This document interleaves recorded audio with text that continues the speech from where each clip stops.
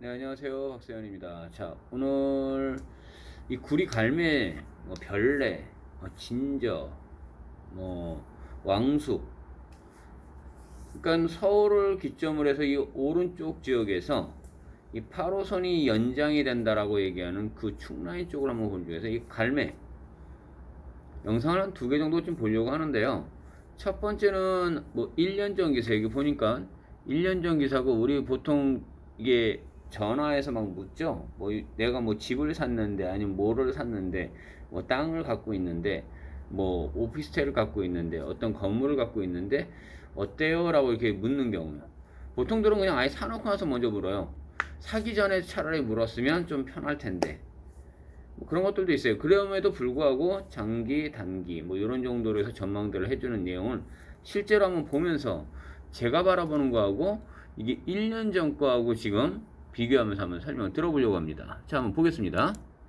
네, 여보세요. 네, 안녕하세요. 오늘 어떤 고민 있으신가요? 네, 안녕하세요. 최근 전세난으로, 새로운 집을 이제 장만을 하게 됐고요. 구리 네. 갈매지구에 더샵 나인힐스 28평을 최근에 매수했습니다. 네. 예, 최근, 자, 더샵 나인힐스라고 그랬어요.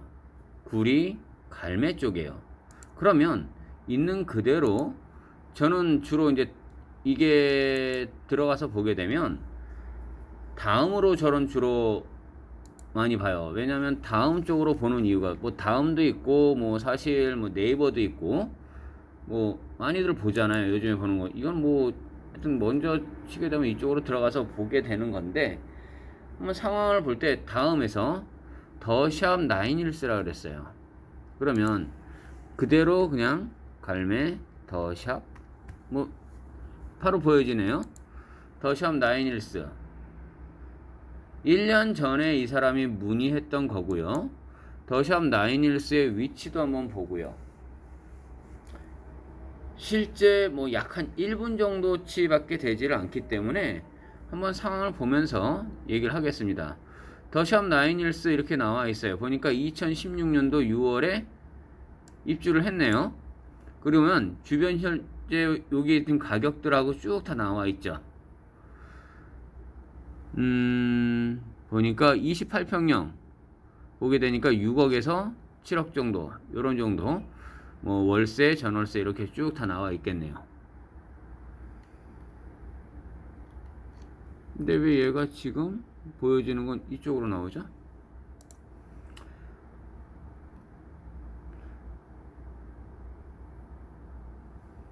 아파트 가격대만 잠깐 좀 살펴봤고요. 지역 위치서부터도 한번 살펴보도록 하겠습니다. 지금 현재는 이 정도의 가격대가 형성이 되어 있습니다 라는 거겠죠.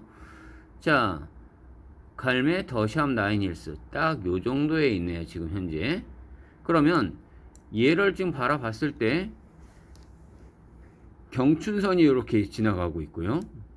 그 주변 일대에서 여기가 싹 다 갈매에 들어가고, 뭐 별내, 그리고 구리갈매 역세권 요것도 한번 볼 거예요. 구리갈매 역세권 여기 지금 뭐 대토 보상 비율 뭐 이렇게 쭉 얘기했대. 2년 전 기사일 때는요 뉴스예요. 그다지 뭐 좋게 얘기 나오는 것들은 없었어요.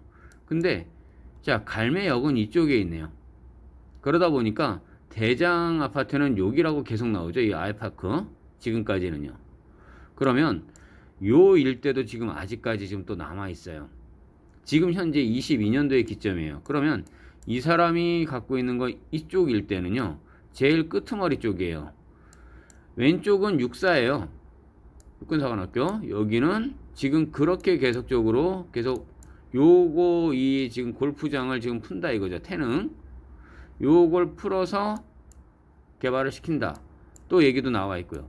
그럼 여기는 어디냐면 거의 끄트머리 자락 쪽일 거예요. 그리고 여기가 이면들 여기서 이게 그 위성 드론이라든지 이런 것들 쭉 보게 되면 이 안에서 숲이라든지 이런 것들은 요 딱 밑에 자락에 딱 들어갔다라는 거죠. 자, 그러면 요걸 보면서 이 사람들이 지금 하는 말들을 마저 좀 들어보도록 하겠습니다. 여러 가지 부동산 문제가 좀 복잡하게 많이 얽혀 있는데, 이 갈매지구 전체에 향후 전망에 대해서, 그리고 제가 좀 지금 이렇게 이 시기에 아파트를 매수했는데 매수한 시기도 적절한지, 예, 이런 네. 점들이 궁금해서 연락드렸습니다. 네, 알겠습니다. 구리 갈매동에 더샵 9ES 매수하셨는데 향후 전망 알아볼게요. 네, 네, 감사합니다. 안녕하세요. 아, 네, 선생님. 네, 네, 정말 반갑습니다. 예, 잘 보고 있습니다. 네, 감사합니다. 네, 네, 좋습니다. 네, 지금 시간이 한 1분밖에 안 남은 관계로 짧게 말씀을 드리고 방송 끝나고 추가 상담상 도와드릴게요. 네, 알겠습니다. 자, 간단하게는 첫 번째는 단기가 있고요. 두 번째는 장기 전망을 내려볼 수가 있어요. 자, 네. 단기간은 지금 이처럼 더샵 같은 경우는 위치가 그래도 나쁘지가 않죠. 그리고 향후에 주변에 보면 별내 신도시도 있고 이 주변부에 별내역에 또 GTX B 노선도 들어가고 그리고 네. 향후에 또 별내역으로 자, 여기서 잠시만요. 이야기를 지금 제가 먼저 말씀드려 볼게요. 별내역에 뭐가 들어간다 그랬습니까? 이거 1년 전 얘기예요. GTX B라인이요. 거기는 지금 일단은 뭐 안 된다 이게 아니고요. 그거는 지금 일단 제외시켜 놓고요. 일단 8호선이 개통이 돼요. 별내역. 예, 잠실로 해가지고 8호선에서부터 이게 아마 모란에서부터 시작인데 모란에서 이 성남도 있는다라고 해요. 강동구 쪽을 실제로 가서 보시면요. 거기가 스테이지 28. 맨날 제가 얘기하는 그 신영균 그분이 뒤쪽에서 기부 체납하면서 그쪽 일대들. 딱 그 강동에서부터 구리 암사대교 타기 바로 오른쪽을 딱 틀다 보면 거기에선 뭐 몇 공구에서 나오는데 내년이면 바로 개통이에요. 이게 제가 왜 옛날 기사들이나 이런 것들도 같이 보면서 지금 현재 얘기를 해드리냐면요. 이 사람들이 장기 단기 지금 얘기를 하잖아요. 왕숙 지금 들어갔어요? 아직 삽도 안 떴어요. 근데 제가 왕숙 지역 막 이렇게 분양하는 사람들 한 300명, 300명 들어가 있는 그 단톡방에도 제가 있어요. 그 막 분양권 당첨이 됐어요. 뭐 했어요? 뭐 사전 청약 뭐 이렇게 됐어요. 이런 것들도 보여요. 그러면 이 사람이 하는 말을 지금 한번 들어보는 거예요. 1년 전에 어떻게 얘기를 하는지요.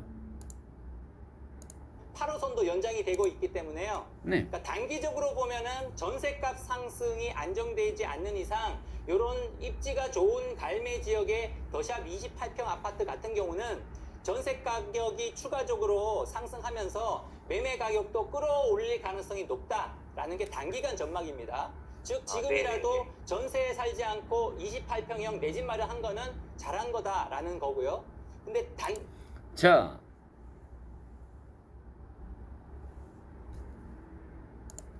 (1년) 전일 때까지만 해도 바라볼 때 저 얘기는 틀리지 않았을 거예요. 근데 지금 집 어때요? 근데 이 전화하신 사람의 지금 목소리 톤을 들어보면 약 3, 40대예요. 아이가 국민학교, 그냥 초등학교겠죠? 저도 이제 학력고사 시대다 보니까 사람들이 저를 굉장히 좀 어리게 본다고 했는데 저도 나이가 50이 넘었습니다라고 계속 얘기를 전해드려요.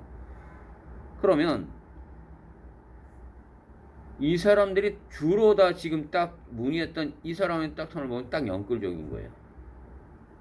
전세 살고 뭐하고 서울 쪽에 있을 때 그나마 이렇게 출퇴근 좀 용이하려고 주로 이제 구리 쪽, 이제 남양주 쪽 다산이라든지 요 일대들로 엄청나게 많이들 갔어요, 사람들이요. 예, 집값은 뛰었어요. 단기간에 굉장히 많이 뛰었어요. 근데 지금 22년도 이 시점에서요, 굉장히 많이 꺾여요. 서울 핵심의 3구 역시도 꺾여요.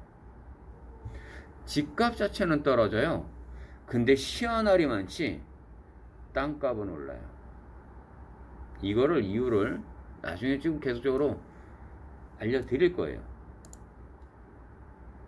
장기 전망이 있어요.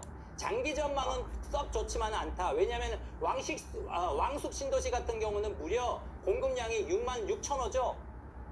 예. 이분이 지금 설명해 줬을 때요, 왕숙 이쪽에도 있고요, 요 밑에도 있어요. 경의중앙선 라인 쪽에도 왕숙이 있고요, 요쪽에도 있어요. 여기가 약 5만호가 들어가고 여기가 막 1만호 정도가 들어가요. 그러니까 이거 라인들의 여파를 받는다.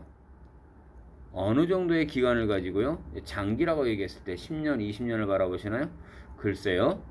66,000호이기 때문에 공급량이 많고 이게 빠르면은 내년부터 사전 청약이 시작되고 내후년에는 본 청약이 시작되거든요.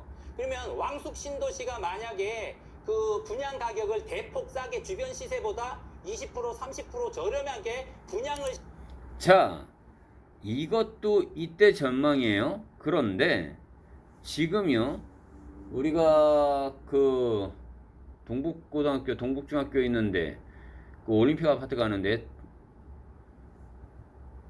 그쪽도 보세요. 강동 쪽에서 그 갑자기 한참 올라가다가 멈췄죠. 왜요? 자재비가 많이 올라서요. 라고 일단 표면적으로는 얘기를 합니다. 하지만 결국에는요, 그건 올라는 갈 거예요. 주변 시세보다 아파트 가격은요 상당히 많이 꺾일 거예요. 시작한다라고 하면 이 인근에 있는 주택 시장은 뭐 떨어지지는 않겠지만 더 추가적으로 오르기는 힘든 상황으로 간다. 즉 이렇게 요약을 하자면 단기적인 전망은 좋다라는 거지만 중장기적인 전망으로는 다소 보합으로 유지될 가능성이 높다라는 의견 드리면서 부족한 상담은 또 방송 끝나고 도와드리겠습니다. 자, 그럼 여기까지만 일단은 바라봤습니다. 제가 이야기를 해드립니다.